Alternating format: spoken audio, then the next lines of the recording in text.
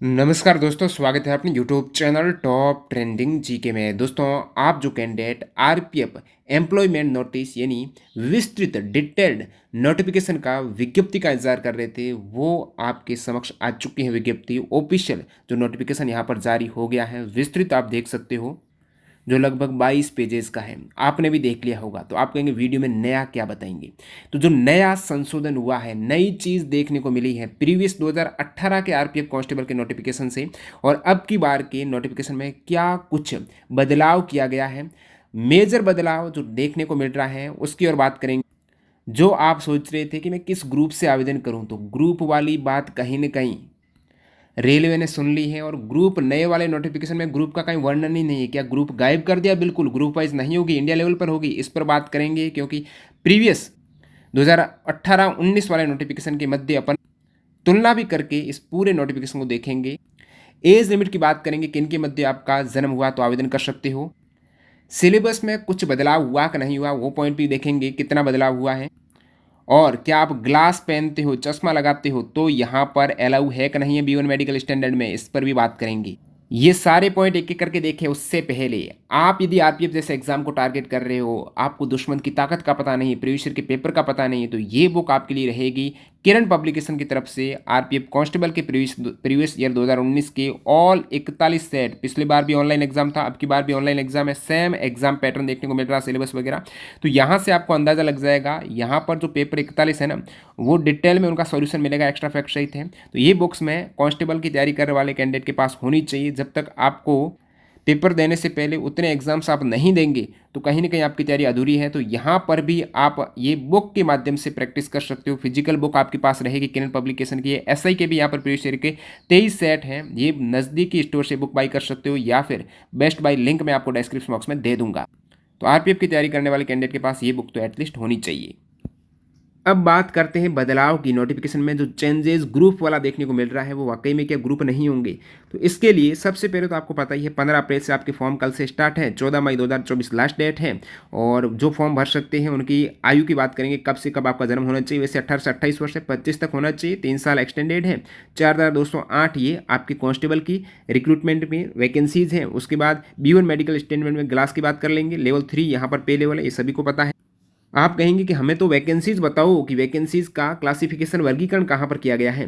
तो ये वैकेंसीज आपके समक्ष हैं। Post rank constable executive, male की टोटल वैसे 4000 प्लस वैकेंसीज है, लेकिन जब मेल की देखेंगे ना 3577 है। और फीमेल की 15% आरक्षण देते हुए, फीमेल को 15% आरक्षण देते हुए 631 फीमेल की वैकेंसीज है। मेल में आप बात करेंगे यूआर की 1450 है, एससी की 536 है, एसटी की 268 है, ओबीसी की 966 है, ईडब्ल्यूएस की 357 है। तो टोटल मेल कैंडिडेट की कांस्टेबल में 3577 है, वो रिक्तियां हैं। एक्स सर्विसमैन की यहाँ पर 10% है, टोटल वैकेंसीज के लिए 420। आप कहेंगे ये क्या हो गया। 2018 में जो नोटिफिकेशन आया था कांस्टेबल का, वो इस टाइप से था, इसमें ग्रुप वाइज वैकेंसीज थी। और अब की बार 2024 की ये नोटिफिकेशन है, इसमें तो कोई ग्रुप का डिटेल है ही नहीं, directly male female UR SC ST OBC दे दिया और वैकेंसीज दे दी। और इतना कुछ बदलाव, यानी अब की बार ग्रुप इन्होंने कहीं ना कहीं गायब किया है। और मैं आपको प्रूफ बता दूं, ये ग्रुप वाइज वैकेंसीज प्रीवियस जब नोटिफिकेशन आया था उसी के साथ वैकेंसीज में डिटेल में ऐड थी कि ग्रुप वाइज वैकेंसीज। अब की बार एनेक्सर बी में वैकेंसीज की डिटेल है, लेकिन ग्रुप का वर्णन नहीं है।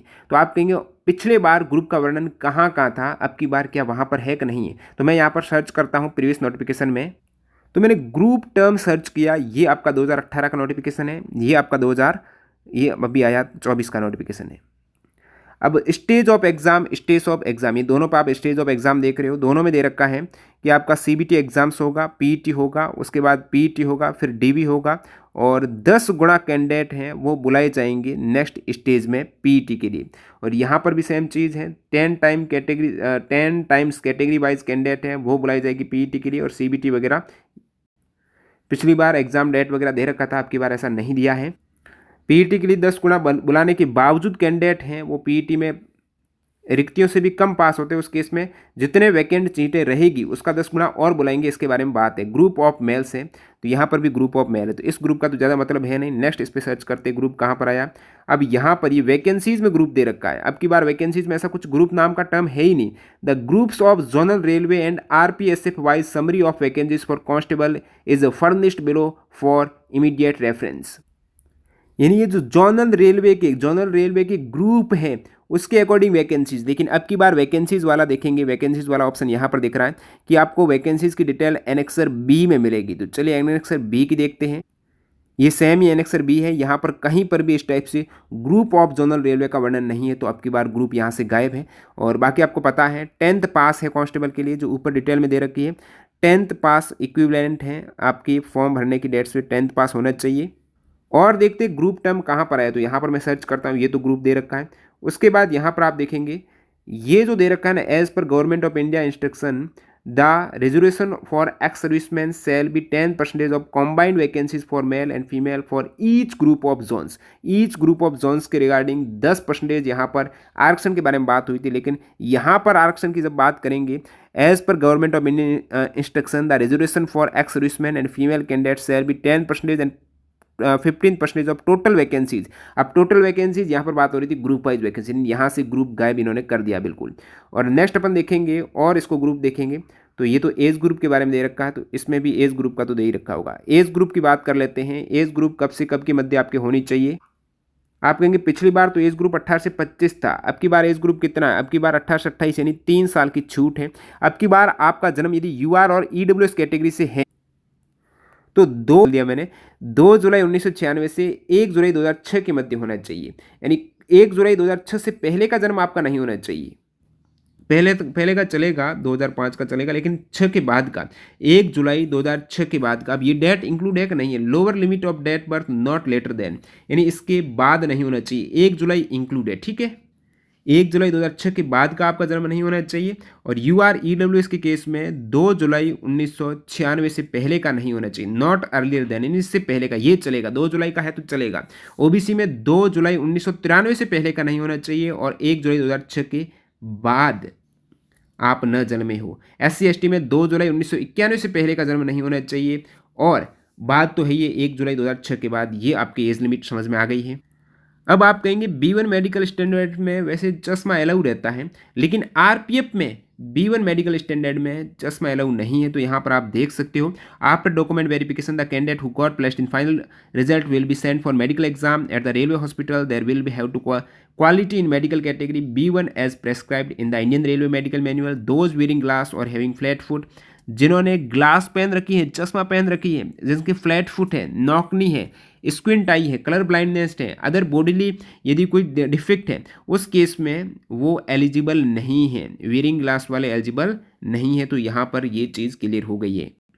अब अपन ग्रुप की बात कर रहे थे, और ग्रुप का वर्णन कहाँ पर मिलेगा, ये C और D अलग चीज़ है।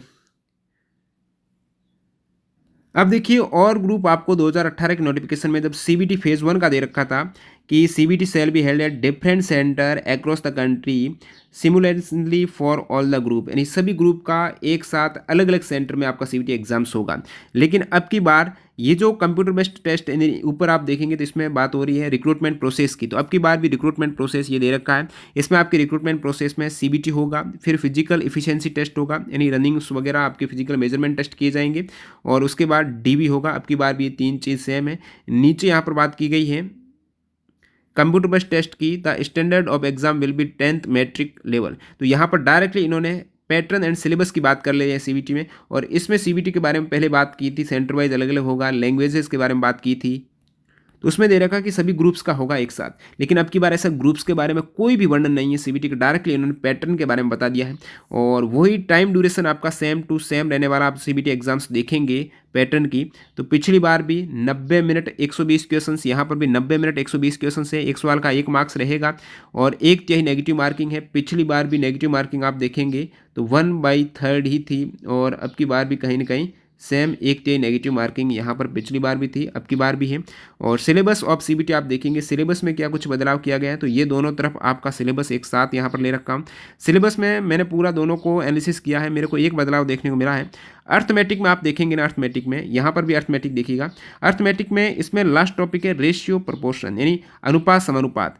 इसमें मेंसुरेशन टाइम डिस्टेंस, अब टाइम डिस्टेंस के बाद रेशियो प्रोपोर्शन है, इसमें डायरेक्टली इन्होंने टाइम डिस्टेंस के बाद एड्स कर दिया है, तो रेशियो प्रोपोर्शन इसमें इन्होंने नहीं डाला है, एड्स में हालांकि आ जाएगा वो तो, लेकिन ये एक डिफरेंस लगा। बाकी मेरे को general intelligence, reasoning, general awareness है जीके का, जिसमें इंडियन कॉन्स्टिट्यूशन आपका संविधान आ जाएगा, खेल का है, पिछली बार भी खेल का अलग से 3 4 5 सवाल पूछे गए थे आपके जीके में, तो अब की बार भी स्पोर्ट्स वाला ये सेम है, जनरल साइंस है, तो सेम टू सेम सिलेबस है, कोई भी बदलाव नहीं किया गया सिलेबस में, वो का वो सेम रखा गया है। मिनिमम मार्क्स आपको चाहिए 35% ओबीसी और यूआर के लिए, एससी एसटी के लिए 30% अनिवार्य, इससे ज़्यादा ही हालांकि कट ऑफ जाती है। और फिर बात करते हैं क्या फिजिकल में रनिंग वगैरह में बदलाव किया गया है, तो वो सेम टू सेम है, 1600 मीटर की 5 मिनट 45 सेकेंड है, फीमेल के केस में 800 मीटर की 3 मिनट 40 सेकेंड है, लॉन्ग जंप 14 फीट है male candidate, high jump 4 feet है, फीमेल में 9 फीट 3 फीट, ये सेम टू सेम रखा गया, इसमें भी कोई बदलाव नहीं है। और हाइट वगैरह की बात करें तो उसमें भी सेम टू सेम 165 है, पिछली बार भी था, अब की बार भी है। और यहाँ पर ग्रुप्स की बात करेंगे तो फिजिकल एफिशिएंसी टेस्ट में दे रखा था based on the merit of candidate, ये प्रीवियस 2018 में कि CBT candidate will be called for PET and PMT to the extent of 10 times of category wise total vacancies of group of zonal railway, यानी zonal railway के जो groups थे उसमें ABCD दे रखा था, उनके अकॉर्डिंग प्रत्येक जोनल रेलवे में कैटेगरी वाइज यहाँ पर 10 गुना अभ्यर्थी पास किए जाएंगे फिजिकल के लिए एग्जाम्स के बाद। लेकिन अब की बार बात करेंगे, डायरेक्टली इन्होंने दे रखा है candidate shortlisted on the basis of their performance in CBT shall be called for physical efficiency test, physical measurement test, document verification to the extent of 10 times the number of vacancies in each category for male female as per merit. तो यहाँ पर number of vacancies in each category directly दे रखा था, लेकिन पिछली बार दे रखा था जो category wise total vacancies group of zonal railway का, आपकी बार यहाँ पर वर्णन नहीं है, तो कहीं ना कहीं ये चीज़ हट चुकी है, ग्रुप्स वाला झंझट यहाँ से खत्म हो चुका है, डायरेक्टली 10 गुना कैंडिडेट है और ऑल रिक्रूटमेंट की बुलाए जाएंगे, पिछली बार भी बुलाए गए थे लेकिन ग्रुप वाइज बुलाए गए थे। और ग्रुप्स की बात करें तो यहाँ पर जब आप आवेदन कर रहे थे, ये क्या चीज़ है, हाउ टू अप्लाई, तो हाउ टू अप्लाई में ग्रुप्स के बारे में वर्णन नीचे आप देखेंगे, पिछली बार था कि part 3 of application will have following fields, detail of education qualification, choice of group and preference of Jones RPSF, choice of exam language and CBT, ये आपको चॉइस प्रेफरेंस फिल करनी थी। ग्रुप्स में भी, ग्रुप्स में आंतरिक प्रेफरेंस थी, group एक बार सेलेक्ट कर दिया, उसमें भी अलग अलग जोनल रेलवे हैं उनकी प्रेफरेंस आपको फिल करनी थी, चॉइस ऑफ जोन या आरपीएसएफ। तो अब की बार चॉइस ऑफ जोन में यहाँ पर दे रखा था candidate shall of group and shall further indicate their preference in zonal railway filling that groups except E or F के अलावा आप यहाँ पर जोनल रेलवे की प्रेफरेंस भर रहे थे। लेकिन अब की बार यहाँ पर मैं बात करता हूँ हाउ टू अप्लाई वाले सेक्शन की, उसमें क्या दे रखा है हाउ टू अप्लाई वाले में। अब हाउ टू अप्लाई वाले में बिल्कुल शॉर्ट सा इन्होंने दे दिया कैसे आपको आवेदन करना है। तो सबसे पहले तो आपका अपना अकाउंट क्रिएट करना है, ये ऑफिशियल आरआरबी की वेबसाइट पर आपका आवेदन होगा, आरआरबी ही फॉर्म ले रहा है, पीईटी वगैरह आरपीएफ कराएगा, लेकिन फॉर्म आरआरबी की जो प्रत्येक नीचे वेबसाइट दे रखी है, ये सारी वेबसाइट है, इन्हीं पर आपकी फॉर्म है वो डाले जाएंगे। तो आरआरबी पर आपको जैसा कि टेक्नीशियन वगैरह पर हो रहा है सेम आपको OTR 1 टाइम रजिस्ट्रेशन यहाँ पर ये दे रखा है, create an account CN through the link given the official website RRB है, the must have an active personal mobile number, email ID, OTP के लिए no change detail, create account होगा। उसके बाद each candidate allowed submit only one, केवल एक अभ्यर्थी के द्वारा एक ही फॉर्म भरा जा सकता है। Application should be submitted only through the official RRB की वेबसाइट पर होगा, जो नीचे ऑफिशियल वेबसाइट दे रखी है। और यदि आप एक से अधिक आवेदन करते हो तो वहाँ पर आपका आवेदन रिजेक्ट और डिबार आपको कर दिया जाएगा। ऑनलाइन मैंडेटरी स्कैन डॉक्यूमेंट, क्या क्या आपको डॉक्यूमेंट चाहिए ऑनलाइन आवेदन में, तो यहाँ पर डॉक्यूमेंट में आपका passport size clear colour photograph है, पीछे वाइट बैकग्राउंड की बात हुई है, और फिर यहाँ पर 30 से 70 KB के मध्य आपका फोटोग्राफ है, बिना कोई डार्क ग्लास कैप पहने हुए होना चाहिए, और वो सेम फोटो आपके पास 12th कॉपी, कम से कम 12 कॉपीज होनी चाहिए यदि आपका फर्दर सिलेक्शन होता है तो। Scan JPEG image of candidate signature चाहिए 30 से 70 KB। और यदि आप फॉर्म फी का फ़ायदा उठा रहे हो और आपको फ्री ट्रैवल पास चाहिए तो SC ST सर्टिफिकेट वहाँ पर अपलोड करना पड़ेगा उन कैंडिडेट को जिनको फ्री में ट्रैवल यात्रा करनी है ट्रेन की। और फिर यहाँ पर candidate can use the service of common service centre, वहाँ से आप फॉर्म भर सकते हो, इतना ज़्यादा है नहीं चीज़ें। तो हाउ टू अप्लाई में ये चीज़ थी, और उसके नीचे ये इस वेबसाइट से आपको आवेदन करना है। फिर the honours of providing the proof of the information submitted online application, original document आपको चाहिए। Important candidate must have their personal mobile number and personal email ID आपको रखनी है। उसके बाद रजिस्ट्रेशन नंबर बिल्कुल आपको ध्यान में रखने हैं। फिर यहाँ पर जनरल एक्सटेंशन की बात करें तो candidate must fill online application ही आपको भरा जाएगा, फाइनल सबमिट करने से पहले चेक कर ले कोई गलती नहीं हो। और make any online application operation के बाद आपको सुधार करने के लिए मौका मिलेगा, लेकिन उस वक्त नहीं मिलेगा, टाइम लगेगा। मीडियम ऑफ एग्ज़ाम आपका सीबीटी एग्ज़ाम से हिंदी और इंग्लिश के अतिरिक्त 13 रीजनल लैंग्वेज में होगा, और जो आपका सवाल डिस्प्ले होगा वो आपने लैंग्वेज जो सिलेक्ट की उसमें होगा और इंग्लिश में होगा। उसके बाद दे रखा कोई आपकी मिस्टेक हो जाती फॉर्म आवेदन करते वक्त, तो उस केस में फाइनल सबमिशन के बाद ऑनलाइन एप्लीकेशन में कैंडिडेट को मॉडिफाई कर चेंज और करेक्ट करने का मौका मिलेगा। लेकिन क्रिएट एन अकाउंट की डिटेल जिसमें आपके मोबाइल नंबर, ईमेल आईडी, उसके अलावा आप बदलाव कर सकते हो। उसके लिए आपको 250 रुपये का पेमेंट करना पड़ेगा चीज़ों को बदलाव करने के लिए। एक से अधिक आवेदन करते हो तो आपका आवेदन रिजेक्ट हो जाएगा। इनवैलिड फ़ोटो हो सकता है यदि आपकी पुअर रेजोल्यूशन है, साफ फ़ोटो नहीं है, अच्छा फ़ोटो नहीं है, इनवैलिड सिग्नेचर कर रखे, उस केस में ये ज़्यादा रिजेक्ट का कारण नहीं दिख रहा मेरे को। फॉर्म फी की बात करें, all the candidate except categories mention below at SI, सभी कैंडिडेट हैं इनको 500 रुपये फॉर्म भी देनी पड़ेगी। इन 500 में से 400 रुपये आपके रिफंड हो जाएंगे जब आप एग्ज़ाम देने जाओगे उस केस में, यदि नहीं दोगे तो नहीं होंगे। और जो SC ST ex serviceman female है, महिला कैंडिडेट है, EBC वाले जिनका पारिवारिक इनकम है, वो EBC सर्टिफिकेट है, उस केस में उनका फॉर्म फी 250 रुपये है, वो 250 का 250 आपका पूरा रिफंड हो जाएगा। देखिए अब की बार एक इन्होंने नई चीज़ ऐड की है, पोस्टिंग की। पिछली बार पोस्टिंग करके ऐसा कोई पॉइंट नहीं था। अब की बार आप देखेंगे तो posting the empanelled candidate will be allotted to a zone और RPSF as per administrative requirement. अब आपके अनुसार नहीं, एडमिनिस्ट्रेटिव रिक्वायरमेंट के अकॉर्डिंग उनको कोई भी जोन और RPSF है या अलॉट किया जा सकता है। तो इसमें अब की बार ऐसा ग्रुप वाइज इन्होंने नहीं दे रखा, पोस्टिंग का अलग से इन्होंने सेक्शन निकाला है। और बाकी RRB does not confer upon candidate and the right of appointment in the RPSF the function of RRB only recommend name suitable candidate. RRB की जिम्मेदारी नहीं है आपको ज्वाइनिंग देनी, RRB की जिम्मेदारी है जो सूटेबल कैंडिडेट हैं आगे कॉम्पिटेंट अथॉरिटी को उसकी जानकारी भेजनी। एक से अधिक आप आवेदन करेंगे तो आपका रिजेक्ट हो जाएगा और भविष्य में कभी भी आप रेलवे की रिक्रूटमेंट है वो आवेदन नहीं कर पाओगे। तो यहाँ से आपके मेजर पॉइंट क्लियर हो चुके हैं RPF कांस्टेबल के रिक्रूटमेंट के रिगार्डिंग। इसी प्रकार RPF SI में भी सेम ये ग्रुप वाला फंक्शन हटा दिया गया है, उस पर भी आप कहेंगे तो डिटेल में वीडियो बना देंगे। तो आपको क्या लगता है कि ये सही रेलवे का एक फैसला है जिसमें ग्रुप्स की बात हटाई गई है, डायरेक्टली आपको पोस्टिंग दी जाएगी उनके अकॉर्डिंग। और फिर यहाँ पर थोड़ा कंपटीशन है, ईज कहूँगा, क्योंकि पिछली बार क्या था, काफ़ी ग्रुप्स ऐसे थे जिसमें कट ऑफ बहुत कम चली गई, तो काफ़ी उनकी दोगुनी कट ऑफ चली गई थी। ये चीज़ अभी की बार देखने को नहीं मिलेगी। वीडियो पूरा देखने आपका बहुत बहुत धन्यवाद। इस टाइप से नए टाइप से जानकारी प्राप्त करने के लिए जिसकी आपको ज़रूरत है, चैनल को सब्सक्राइब करके बेल आइकन हिट कर देना। PDF फाइल टेलीग्राम चैनल पर मिल जाएगी। मिलते हैं नई वीडियो में, बाय बाय।